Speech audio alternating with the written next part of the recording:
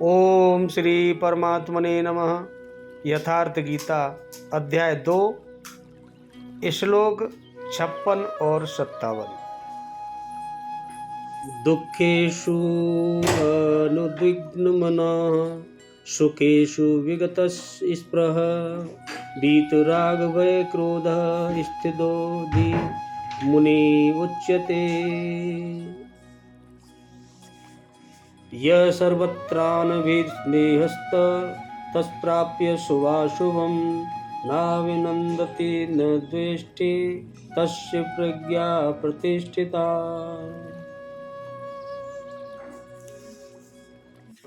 भगवान बोले, दुखों की प्राप्ति होने पर जिनके मन में उद्योग नहीं होता, सुखों की प्राप्ति में जो सर्वथा निष्प्रह रहते हैं, तथा जिसके राग भय और क्रोध नष्ट हो गए हैं, न किसी से राग है, न कोई भय है, न किसी पर क्रोध है, वो नष्ट हो गए, ऐसा मुनि स्थिर बुद्धि कहा गया है। ऐसा ही व्यक्ति स्थिर बुद्धि होता है। और भगवान बोले, जो पुरुष सर्वत्र स्नेह रहित हुआ, उस शुभ या अशुभ वस्तु को प्राप्त होकर न प्रसन्न होता है और न द्वेष करता है, उसकी बुद्धि स्थिर है। भगवान कह रहे हैं, देहिक दैविक तथा भौतिक दुखों में जिसका मन उद्विग्न नहीं होता, घबराता नहीं, सुखों की प्राप्ति में जिसकी स्पृहा दूर हो गई है, तथा जिसके राग भय और क्रोध नष्ट हो गए हैं, मननशीलता की चरम सीमा पर पहुंचा हुआ मुनि स्थिति प्रज्ञ कहा जाता है। उसके अन्य लक्षण भी हैं। जो पुरुष सर्वत्र स्नेह रहित हुआ, शुभ अथवा अशुभ को प्राप्त होकर न तो प्रसन्न होता है और न द्वेष करता है, उसकी बुद्धि स्थिर है। शुभ वह है जो परमात्म स्वरूप में लगता है, अशुभ वह है जो प्रकृति की ओर ले जाने वाला होता है। और स्थिति प्रज्ञ पुरुष अनुकूल परिस्थितियों में से न प्रसन्न होता है और न प्रतिकूल परिस्थितियों में द्वेष करता है, क्योंकि प्राप्त होने योग्य वस्तु न उससे भिन्न है और न पतित करने वाले विकार ही उसके लिए हैं। अर्थात अब साधन से उसका अपना कोई प्रयोजन नहीं रहता, कोई नहीं रहा, कोई मतलब नहीं। दुखेषु अनुद्विग्नः का क्या भाव है? इससे स्थिर बुद्धि मनुष्य के अंतःकरण में उद्वेग का सर्वथा अभाव दिखलाया है। अभिप्राय यह है कि जिसकी बुद्धि परमात्मा के स्वरूप में अचल स्थित हो जाती है, उस परमात्मा को प्राप्त हुए महापुरुष को साधारण दुखों की तो बात ही क्या, भारी से भारी दुख भी उस स्थिति से विचलित नहीं कर सकते। शास्त्रों द्वारा शरीर का काटा जाना अत्यंत दुख, सर्दी, गर्मी, वर्षा और बिजली आदि से होने वाली शारीरिक पीड़ा, अति उत्कृष्ट रोग जनित व्यथा, प्रिय से भी प्रिय वस्तु का आकस्मिक वियोग, बिना कारण ही संसार में महान अपमान एवं तिरस्कार और निंदा आदि का हो जाना, इसके सिवा और भी जितने महान दुखों के कारण हैं, वे सब एक साथ उपस्थित होकर भी उसके मन में किंच मात्र भी उद्वेग नहीं उत्पन्न कर सकते। इस कारण उसके वचनों में भी सर्वथा उद्वेग का अभाव होता है। यदि लोग संग्रह के लिए उसके द्वारा शरीर या वाणी से कहीं उद्योग का भाव दिखलाया जाए, तो वह वास्तव में उद्वेग नहीं है। सुखेषु विगत स्पृह का क्या भाव है? इससे स्थिर बुद्धि मनुष्य के अंतःकरण में स्पृहा रूपी दोष का सर्वथा अभाव दिखलाया गया है। अभिप्राय यह है कि वह दुख और सुख दोनों में सदा ही सम रहता है। जिस प्रकार बड़े से बड़ा दुख उसे अपनी स्थिति से विचलित नहीं कर सकता, उसी प्रकार बड़े से बड़ा सुख भी उसके अंतःकरण में किंच मात्र भी इस प्रवाह का भाव नहीं उत्पन्न कर सकता। इस कारण उसकी वाणी में इस प्रकार के दोष का सर्वथा अभाव होता है। यदि लोक संग्रह के लिए उसके द्वारा शरीर या वाणी से कहीं इस प्रकार का भाव दिखला जाए तो वह दिखलाया जाता है, खाली वास्तव में इस तरह नहीं है। वीत राग भय क्रोधा का क्या भाव है? इससे स्थिर बुद्धि योगी के अंतःकरण और वाणी में आसक्ति, भय और क्रोध का सर्वदा अभाव दिखलाया गया है। अभिप्राय यह है कि किसी भी स्थिति में किसी भी घटना से उसके अंतःकरण में न तो किसी प्रकार की आसक्ति उत्पन्न हो सकती है, न किसी प्रकार का जरा भी भय हो सकता है, और न किसी पर कोई क्रोध हो सकता है। इस कारण उसकी वाणी भी आसक्ति, भय और क्रोध के भावों से रहित, शांत और सरल होती है। लोक संग्रह के लिए उसके शरीर या वाणी की क्रिया द्वारा आसक्ति, भय या क्रोध का भाव दिखलाया जा सकता है, पर वास्तव में उसके मन में या वाणी में किसी तरह का कोई विकार नहीं रहता।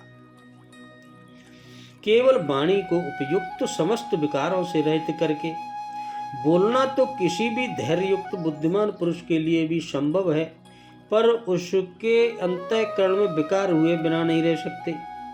इस कारण यह भगवान ने स्थिर बुद्धि पुरुष कैसे बतलाया है, इस प्रश्न के उत्तर में उसकी वाणी की ऊपर की क्रिया न बतलाकर उसके मन के भावों का वर्णन किया है।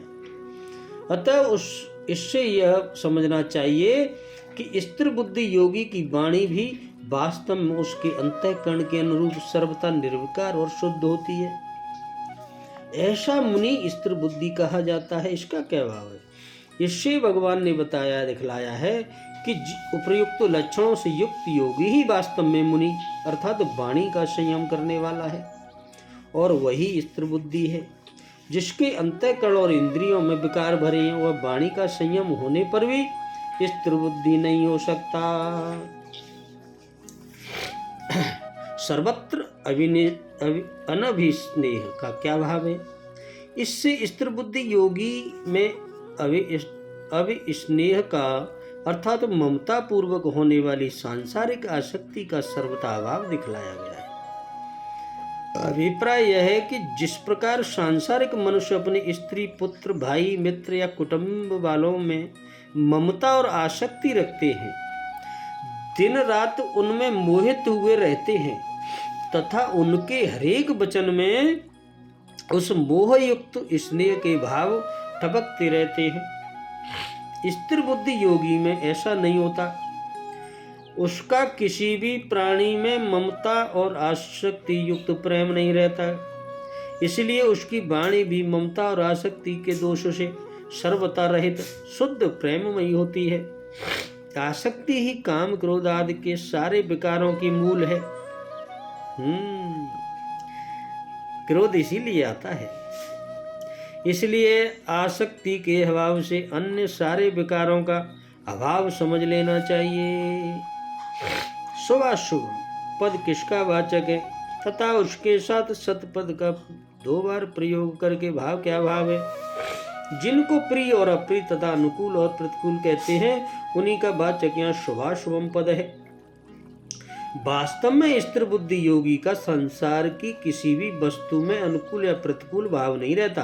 केवल व्यवहारिक दृष्टि से जो उसके मन, इंद्रिय और शरीर के अनुकूल दिखलाई देती है उसे शुभ, और जो प्रतिकूल दिखलाई देती है उसे अशुभ बतलाने के लिए शुभाशुभ पद दिया गया है। इसके साथ तत्पद का 2 बार प्रयोग करके भाव दिखलाया है कि ऐसी अनुकूल और प्रतिकूल वस्तुएं अनंत हैं। उनमें से जिस जिस वस्तु के साथ उस योगी का संयोग होता है, उसके संयोग में उसका कैसा भाव रहता है, यही यहाँ बतलाया है। न अभिनंदती का क्या भाव है? इससे भाव दिखलाया गया है कि उपयुक्त शुभाशुभ वस्तुओं में से किसी भी शुभ अर्थात अनुकूल वस्तु का संयोग होने पर साधारण मनुष्य के अंतःकरण में बड़ा हर्ष होता है।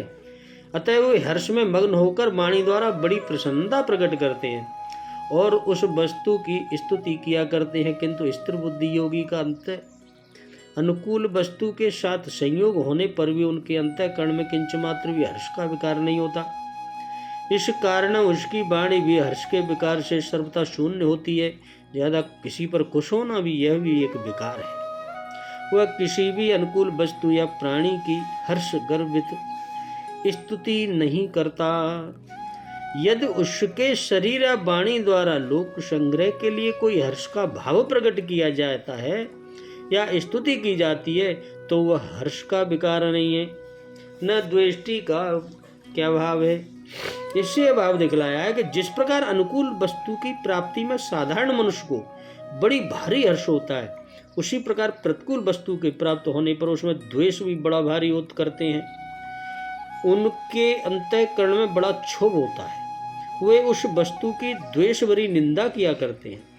पर स्थिर बुद्धि योगी का अत्यंत प्रतिकूल वस्तु के साथ संयोग होने पर भी उसके अंतःकरण में किंच मात्र भी द्वेषभाव नहीं उत्पन्न होता।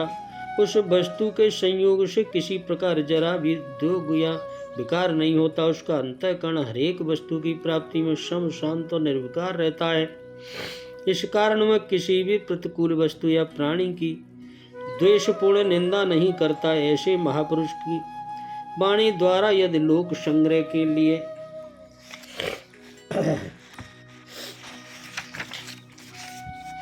किसी प्राणी या वस्तु को कहीं बुरा बतलाया जाता है और उसकी निंदा की जाती है तो वह वास्तव में निंदा नहीं है, क्योंकि उसका किसी में भी द्वेष भाव नहीं है।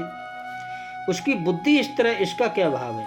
इससे यह भाव दिखलाया गया है कि जो महापुरुष उपयुक्त लक्षणों से संपन्न हो, जिनके अंतःकरण और इंद्रियों में किसी भी वस्तु या प्राणी के संयोग और वियोग में किसी भी घटना से किसी प्रकार तनिक भी विकार कभी न होता हो, उनको स्थिर बुद्धि योगी समझना चाहिए। इन दो श्लोकों में बोलने की बात तो स्पष्ट रूप से कही नहीं जाती, फिर यह कैसे समझा जा सकता है कि इनमें वह कैसे बोलता है। इस प्रश्न का उत्तर क्या हुआ। यह तो पहले ही कहा जा चुका है कि यहाँ साधारण बोलने की बात नहीं है, केवल वाणी की बात हो, तब तो कोई भी दंभी या पाखंडी मनुष्य भी रटकर अच्छी से अच्छी वाणी बोल सकता है। यहाँ तो यथार्थ में मन के भावों की प्रधानता है। इन दो श्लोकों में बतलाए हुए मानसिक भावों के अनुसार इन भावों से भावित जो वाणी होती है उसी से भगवान का तात्पर्य है। इसीलिए इनमें वाणी की स्पष्ट बात न कहकर मानसिक भावों की बात कही गई है। स्थिर बुद्धि वाला योगी कैसे बोलता है, इस दूसरे प्रश्न का उत्तर समाप्त करके अब भगवान वह कैसे बैठता है, इस तीसरे प्रश्न का उत्तर देते हुए यह दिखलाते हैं कि स्थिति प्रज्ञ पुरुष की इंद्रियों का सर्वथा उसके वश में हो जाना और आसक्ति से रहित होकर अपने अपने विषयों से उपरत हो जाना ही स्थिति प्रज्ञ पुरुष का बैठना है। बोलो राधे कृष्ण, जय श्री कृष्ण।